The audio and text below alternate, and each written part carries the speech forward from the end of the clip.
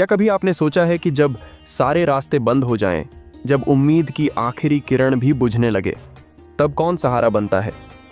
जब एक पिता अपनी बेटी के भविष्य के लिए बहुत परेशान हो और उसे कोई रास्ता न सूझे, तब क्या कोई चमत्कार हो सकता है?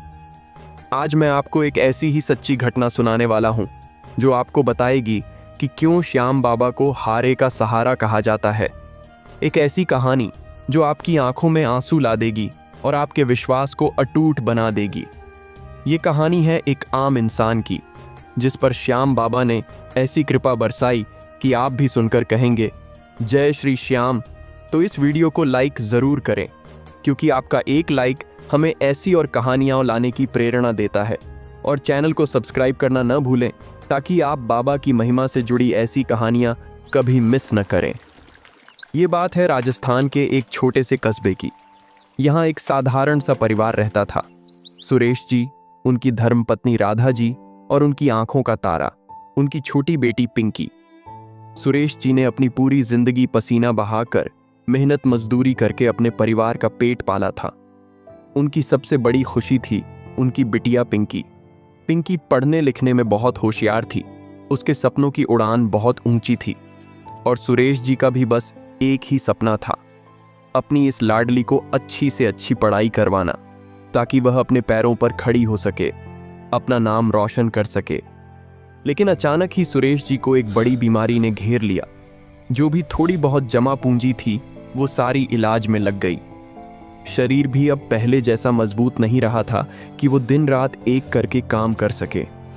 काम मिलना भी मुश्किल हो गया था, और जो मिलता भी उससे बस मुश्किल से 2 वक्त की रोटी का जुगाड़ हो पाता था। खाने पीने का खर्च और सबसे बड़ी चिंता पिंकी की स्कूल की फीस। पिंकी की फीस कई महीनों से बाकी थी। स्कूल से बार बार नोटिस आ रहे थे। एक दिन सुरेश जी ने टूटी हुई आवाज में राधा जी से कहा, राधा, इस महीने भी पिंकी की फीस नहीं दे पाया, समझ नहीं आ रहा क्या करूं। राधा जी खुद भी परेशान थीं, लेकिन हिम्मत न हारते हुए बोलीं, क्या करें जी, काम धंधा तो चल ही नहीं रहा, सब कुछ ऊपर वाले के हाथ में है। पिंकी, जो कोने में अपनी पुरानी किताबों में खोई हुई थी, उसने सब सुन लिया।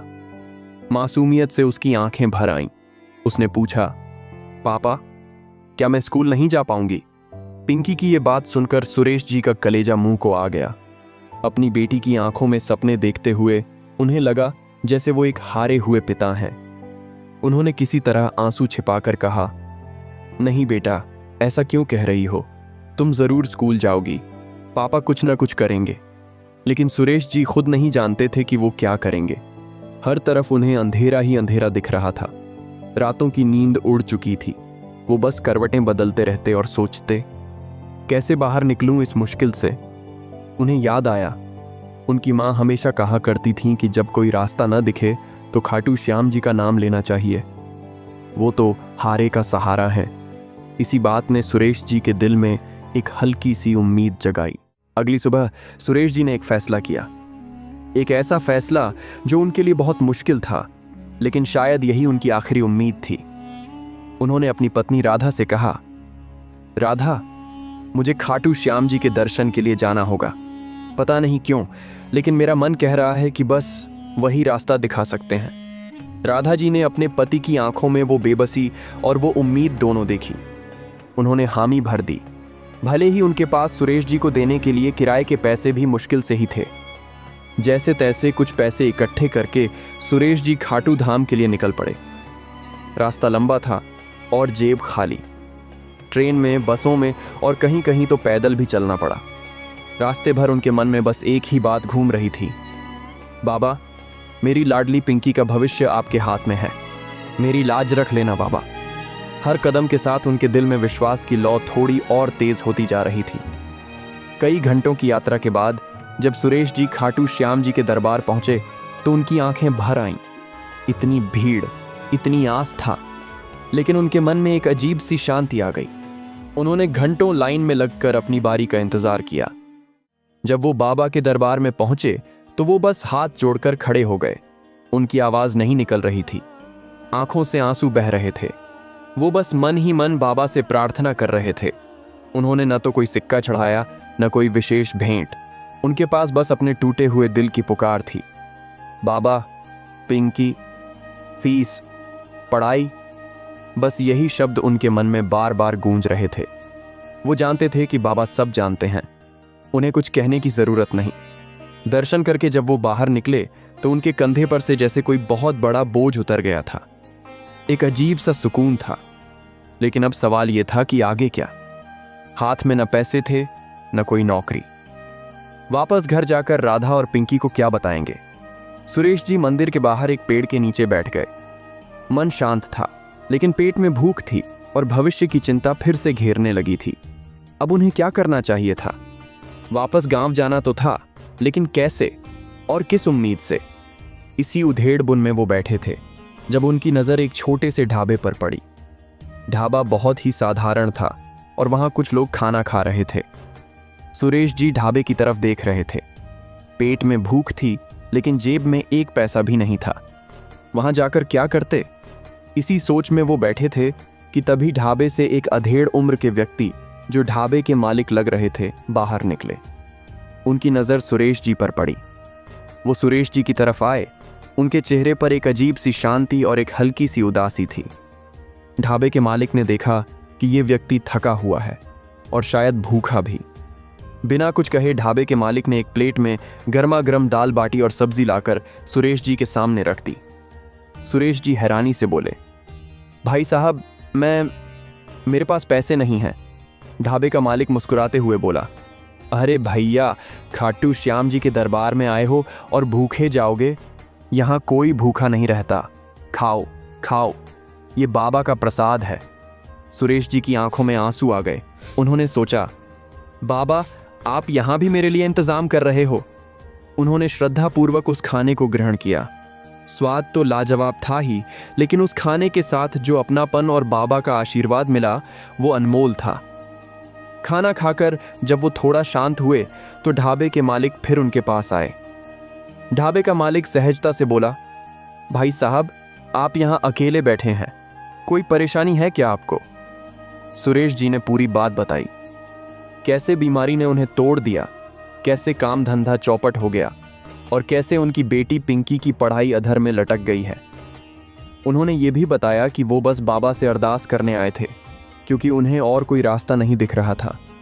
ढाबे का मालिक ध्यान से उनकी बात सुनता रहा। जब सुरेश जी चुप हुए तो ढाबे के मालिक ने एक गहरी सांस ली और बोले, देखिए भैया, मैं भी बाबा का भक्त हूँ। बाबा ने मुझे बहुत कुछ दिया है। मुझे लग रहा है कि बाबा ने ही आपको यहाँ तक भेजा है। मेरी बात सुनिए। मेरा एक गांव है यहाँ से थोड़ी दूर। वहाँ मेरी एक छोटी सी ज़मीन है जिस पर मैंने एक कमरा बनवा रखा है। मैं वहाँ खेती का काम शुरू करना चाहता हूँ, लेकिन मेरे पास भरोसेमंद आदमी नहीं है। अगर आप चाहें तो आप वहाँ रहकर मेरे लिए काम कर सकते हैं। रहने की जगह मिलेगी, खाने का इंतज़ाम हो जाएगा और आपको ठीक ठाक मजदूरी भी मिलेगी।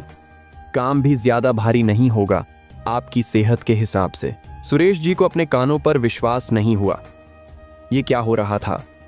कुछ देर पहले तक उन्हें अपने घर लौटने तक का रास्ता नहीं दिख रहा था और अब उन्हें रहने की जगह के साथ साथ काम भी मिल रहा था। ऐसा लग रहा था जैसे साक्षात बाबा श्याम ने ही ढाबे के मालिक के रूप में उन्हें रास्ता दिखा दिया हो। उनकी आंखों में खुशी के आंसू भर आए। उन्होंने तुरंत ढाबे के मालिक के पैर छू लिए। सुरेश जी बोले, आप बाबा का रूप हैं। मुझे कुछ समझ नहीं आ रहा। ये सब बाबा की कृपा है। ढाबे का मालिक मुस्कुराते हुए बोला, अरे नहीं भाई साहब, ये तो बाबा की लीला है। मुझे भी आज सुबह से ही लग रहा था कि किसी की मदद करनी है। बस मुझे लगा कि आप ही वो इंसान हैं। अब आप चिंता मत करिए। आज रात आप यहीं आराम करिए। कल सुबह हम चलेंगे मेरे गांव। अगली सुबह सुरेश जी एक नई उम्मीद के साथ उठे। ढाबे के मालिक, जिनका नाम राम भरोसे था, उन्हें अपने साथ अपने गांव ले गए। गांव छोटा था, लेकिन वहां की हवा में एक सुकून था। राम भरोसे जी ने सुरेश जी को अपनी ज़मीन पर बने छोटे से कमरे में रहने का इंतज़ाम करवाया और उन्हें काम समझाया। काम ज़्यादा मुश्किल नहीं था। खेतों की देखभाल करना, कुछ छोटी मोटी चीज़ें उगाना। सुरेश जी ने पूरी लगन और ईमानदारी से काम करना शुरू कर दिया। कुछ ही हफ्तों में सुरेश जी की मेहनत रंग लाने लगी। राम भरोसे जी भी उनके काम से बहुत खुश थे। सुरेश जी को हर महीने जो मजदूरी मिलती उससे वह आराम से अपने परिवार का खर्च चला पाते थे और सबसे ज़रूरी अपनी लाडली पिंकी की स्कूल की फीस भी समय पर भेज पाते थे। पिंकी की पढ़ाई फिर से पटरी पर आ गई थी। राधा जी भी बहुत खुश थीं। घर में फिर से खुशियां लौट आई थीं। हर महीने जब सुरेश जी अपनी मजदूरी से पिंकी की फीस के पैसे अलग रखते तो उनकी आंखों में चमक आ जाती थी। उन्हें वो दिन याद आते थे जब वो खाटू श्याम जी के दरबार में बस अपनी बेबसी लेकर पहुंचे थे। उन्होंने कभी सोचा भी नहीं था कि बाबा उनकी पुकार ऐसे सुनेंगे। ढाबे पर मिला खाना, राम भरोसे जी का सहारा और फिर ये काम, ये सब उन्हें बाबा की ही कृपा लगती थी। उन्हें अब पूरा यकीन हो गया था कि बाबा श्याम सच में हारे का सहारा है। वो कभी किसी भक्त को अकेला नहीं छोड़ते। समय बीतता गया। सुरेश जी ने अपनी बेटी पिंकी को अच्छी से अच्छी शिक्षा दिलाई। पिंकी ने भी खूब मन लगाकर पढ़ाई की और अपने पिता के सपने को सच कर दिखाया। सुरेश जी और उनका परिवार अब भी हर साल खाटू श्याम जी के दर्शन के लिए जाता है। उनके लिए बाबा श्याम सिर्फ भगवान नहीं बल्कि सच्चे मार्गदर्शक हैं। तो देखा आपने कैसे एक बेबस पिता की सच्ची पुकार पर श्याम बाबा दौड़े चले आए। ये कहानी हमें सिखाती है कि जब हम सच्चे मन से बाबा पर विश्वास करते हैं तो वो हमारी हर मुश्किल आसान कर देते हैं।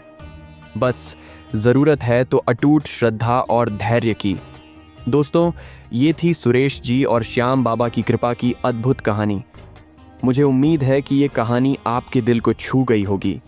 इस वीडियो को लाइक करें, अपने दोस्तों और परिवार के साथ शेयर करें और ऐसे ही श्याम बाबा की महिमा से जुड़ी और कहानियों के लिए हमारे चैनल को सब्सक्राइब करना बिल्कुल न भूलें। मिलते हैं अगली कहानी में। जय श्री श्याम।